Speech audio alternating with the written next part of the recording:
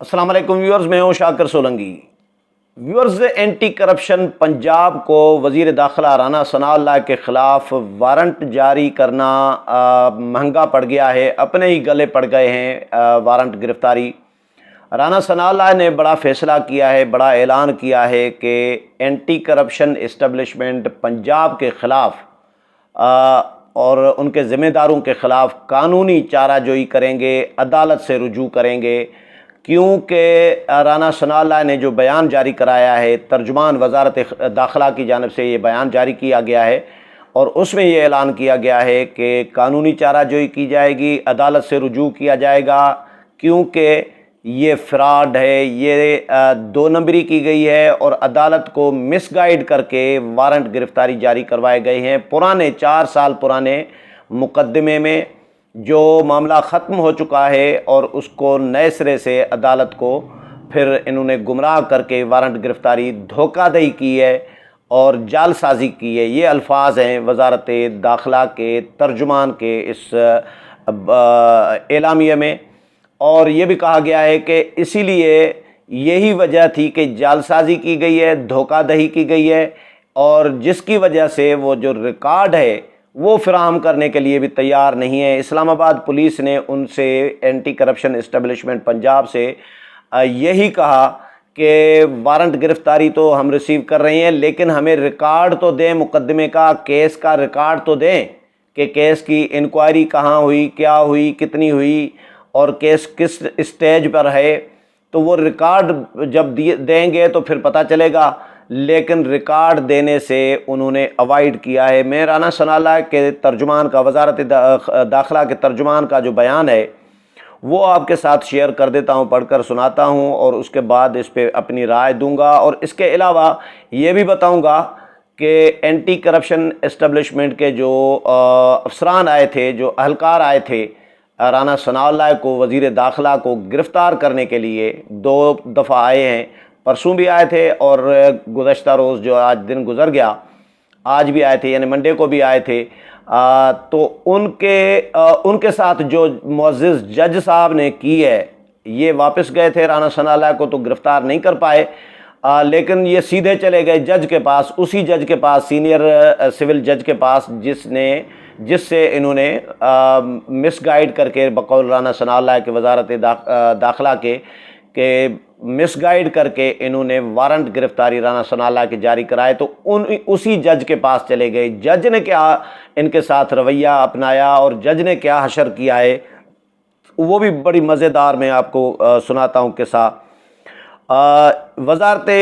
वज़ीर दाखिला राना सनाउल्लाह ने एंटी करप्शन इस्टेब्लिशमेंट पंजाब की जालसाजी के ख़िलाफ़ अदालत से रुजू करने का फ़ैसला कर लिया है। एंटी करप्शन इस्टेब्लिशमेंट ने अपने सियासी आकाओं और इमरानी फितने का आलाकार बनकर एक 4 साल पुराने मुकदमे के रिकॉर्ड में जालसाजी की है, यानी रिकॉर्ड में टेम्परिंग की गई है। ये वज़ारत दाखिला के तर्जुमान ये कह रहे हैं और वज़ीर दाखिला राना सनाउल्लाह कह रहे हैं। तर्जुमान वज़ारत दाखिला ने अपने बयान में कहा है कि एंटी करप्शन इस्टेब्लिशमेंट पंजाब ने हक़ाइक़ जानबूझकर छुपाकर अदालत से धोखाधड़ी और गुमराह करके अदालत को धोखा दिया और गुमराह करके वारंट हासिल किए हैं गिरफ़्तारी के। यही वजह है कि anti corruption establishment Punjab Islamabad police को वारंट के साथ रिकॉर्ड फ़राहम नहीं कर रही, जो कि एक कानूनी तकाज़ा होता है। ये हरकत वफाकी हुकूमत पर मुहिम जोई की मज़मूम साजिश है, यानी वफाक पर हमला किया गया है। वज़ीर दाखिला को गिरफ़्तार करना ये एक तरह का वफाक पर हमला करार समझा जा रहा है वज़ीर दाखिला और वज़ारत दाखिला की जानिब से, क्योंकि वफाकी वज़ारत है और वफाकी वज़ारत पर सूबाई वज़ारत या सूबाई हुकूमत अगर हमला करे या उनको गिरफ़्तार करे, ये वफाक पर हमला या मुहिम जोई के मुतरादिफ़ है। और दूसरा ये इशारा आप इमरान खान के लॉन्ग मार्च की भी तरफ ले जा सकते हैं कि उनको फैसिलिटेट करने के लिए ये जो इमरान खान मुहिम जोई करना चाह रहे हैं वफाक पर, तो ये मज़मूम साजिश है ताकि इमरानी फितने के लिए कुछ रिलीफ हासिल किया जा सके। रिकॉर्ड में जालसाजी करने और अदालत को गुमराह करने के जुर्म में ذمہ داران، افسران اور اہلکاروں کے خلاف کارروائی کا فیصلہ کیا ہے۔ مقدمے میں جعل سازی اور دھوکہ دہی کے تمام ابتدائی ثبوت حاصل کر لیے گئے ہیں۔ دھوکہ دہی، جعل سازی اور ریکارڈ میں ٹیمپرنگ کرنے پر معزز عدالت سے رجوع کرنے کا فیصلہ کیا گیا ہے۔ واضح رہے کہ وفاقی وزیر داخلہ عدالت کا ہر صورت میں احترام کرتے ہیں اور ان کے ہر فیصلے کو قدر کی نگاہ سے دیکھتے ہیں۔ ترجمان نے کہا کہ جی عمرانی فتنے کے وفاق پر حملوں کے تمام سازشی ہتھ کنڈوں کو ریاستی طاقت سے ناکام بنایا جائے گا۔ قانون شکن عمرانی فتنے کو نشان عبرت بنانے کے لیے کوئی کسر نہیں رکھی جائے گی، کوئی کسر نہیں چھوڑی جائے گی۔ عمرانی فتنے اور اس کے سہولت کاروں سے کسی بھی قسم کی کوئی رعایت نہیں برتی جائے گی۔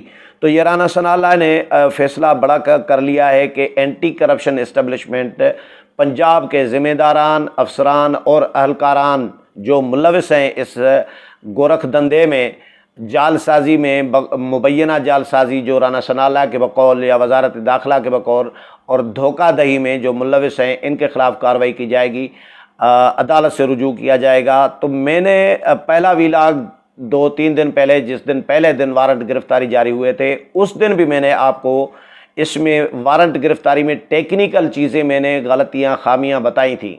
اس ٹیکنیکل غلطیوں، خامیوں کے پاداش میں ان افسران کے خلاف کارروائی کی جا سکتی تھی۔ اسلام آباد پولیس اگر چاہتی تو ان کو بٹھا سکتی تھی، گرفتار کر کے اندر کر سکتی تھی جعل سازی کے جرم میں، کیونکہ ایک ٹیکنیکل پوائنٹ یہ ہے کہ رانا ثناء اللہ کا اس وارنٹ گرفتاری پر جو جگہ لکھی ہوئی ہے، جو ایڈریس لکھا ہوا ہے، وہ فیصل آباد کا لکھا ہوا ہے۔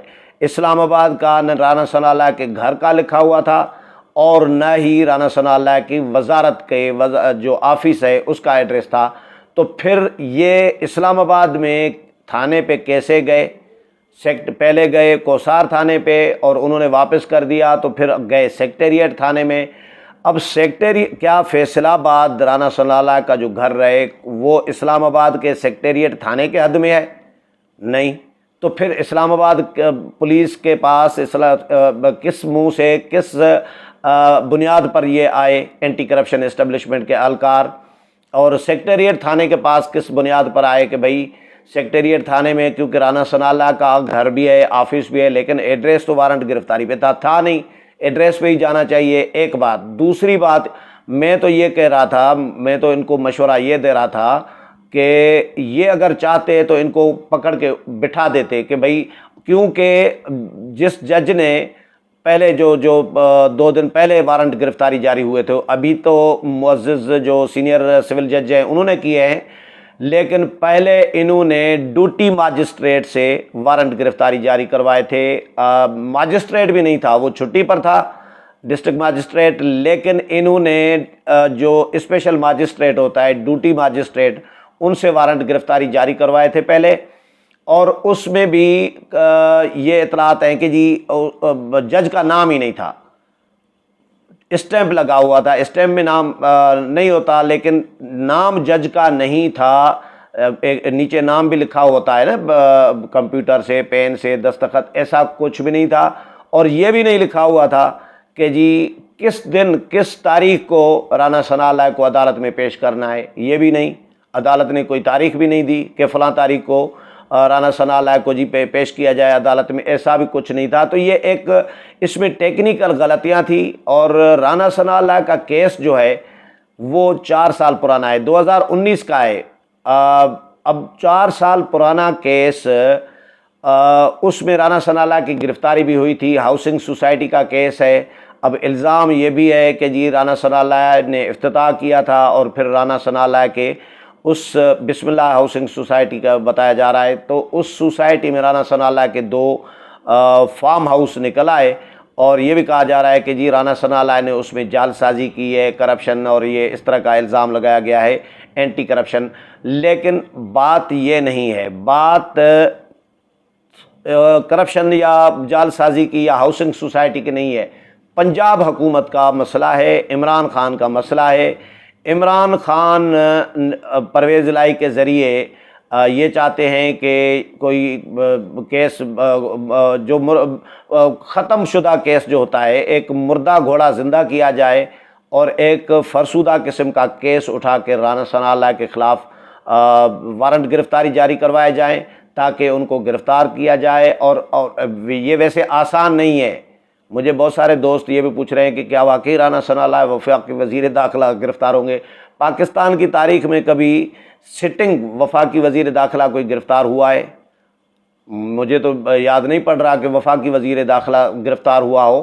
تو یہ بہت مشکل ہے۔ یہ صرف عمران خان کے لانگ مارچ کو جو روکنے کے لیے انتظامات رانا ثناء اللہ یا وزارت داخلہ کر رہے ہیں، حکومت کر رہی ہے، اس کو ناکام بنانے کے لیے یہ ایک حربہ ہے عمران خان کا۔ آج ایک بڑی کھانے کی دعوت تھی، کہیں میں گیا تھا، تو وہاں پہ بڑے بڑے نام آئے ہوئے تھے سیاست کے، بڑے بڑے صحافی اینکر پرسن بھی آئے ہوئے تھے۔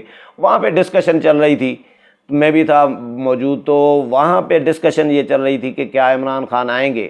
وہ اینکر پرسن جو عمران خان کے ساتھ رہے ہیں ماضی میں، اب نہیں ہیں، اور وہ حکومت کے لوگ بھی تھے، لیکن ساروں نے اس بات پہ اتفاق کیا کہ عمران خان کے لیے پاسیبل ہی نہیں ہے کہ اب عمران خان بہت کم چانسز ہیں کہ اسلام آباد لانگ مارچ لے کر آئیں، کیونکہ 25 مئی کا جو ٹیلر رانا ثناء اللہ نے ان کو دکھایا تھا پی ٹی آئی کو، اس کے بعد پی ٹی آئی ہمت نہیں سمجھ رہی، ہمت نہیں پڑ رہی پی ٹی آئی کی، عمران خان کی، کہ وہ اسلام آباد کی طرف لانگ مارچ لے کر آئیں۔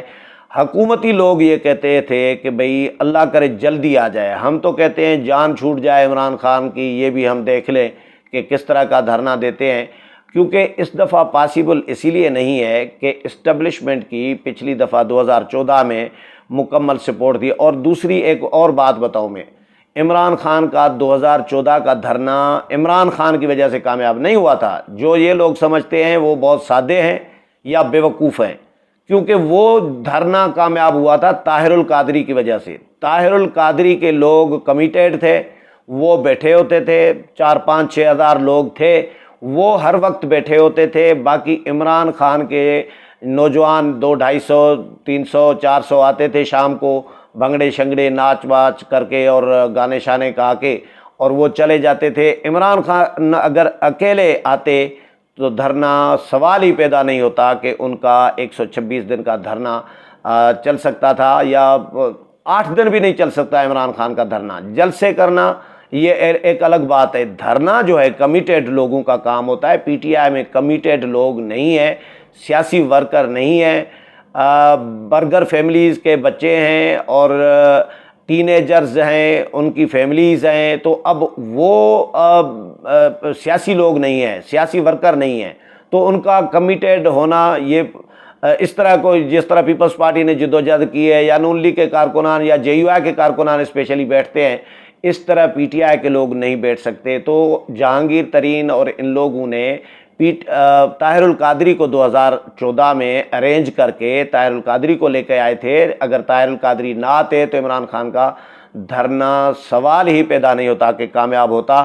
تو ابھی بھی 25 مئی کو بھی عمران خان نے دھرنا نہیں دیا، تو اب عمران خان دھرنے کا مجھے تو امکان نظر نہیں آ رہا۔ آج جو یہ اینکر پرسن اور سیاستدانوں کے ساتھ ڈسکس ہو رہا تھا، وہ بھی یہی سینئر لوگ تھے سارے، وہ بھی یہی کہہ رہے تھے کہ جی پاسیبل ہی نہیں ہے کہ عمران خان دھرنا لے کر آئیں۔ لیکن فی الحال ایک حربہ یہ عمران خان نے استعمال کرنے کی کوشش کی ہے رانا ثناء اللہ کے وارنٹ گرفتاری کرانے کی، لیکن اس میں بھی ابھی تک تو ناکام ہے، اور اب رانا ثناء اللہ ان کے خلاف قانونی کارروائی کرنے جا رہے ہیں، اینٹی کرپشن اسٹیبلشمنٹ کے خلاف، پنجاب کے خلاف۔ تو دیکھتے ہیں کہ رانا ثناء اللہ کامیاب ہوتے ہیں اس میں آگے، یا پنجاب حکومت اور عمران خان اور پرویز الہی کامیاب ہوتے ہیں۔ لیکن زیادہ تر چانسز اسی بات کے ہیں کہ عمران خان کا دھرنا بھی لانگ مارچ بھی نہیں آئے گا، اور اگر آئے گا تو اسلام آباد میں اس کو انٹر ہونے نہیں دیا جائے گا، اور رانا ثناء اللہ کی گرفتاری کے بھی سمجھیں انتہائی کم چانسز ہیں، 99.9% چانسز ہیں کہ رانا ثناء اللہ گرفتار تو نہیں ہوں گے، لیکن یہ जो वारंट गिरफ्तारी जालसाजी मुबैना तौर पर जालसाजी करके जो जारी करवाए गए हैं जज साहब से, ये वारंट गिरफ्तारी इनके अपने ही गले पड़ गए हैं, इनको महंगे पड़ गए हैं। उम्मीद है प्रोग्राम पसंद आया होगा। अगले प्रोग्राम में फिर मुलाकात होगी, तब तक इजाज़त चाहता हूँ। अल्लाह हाफिज़।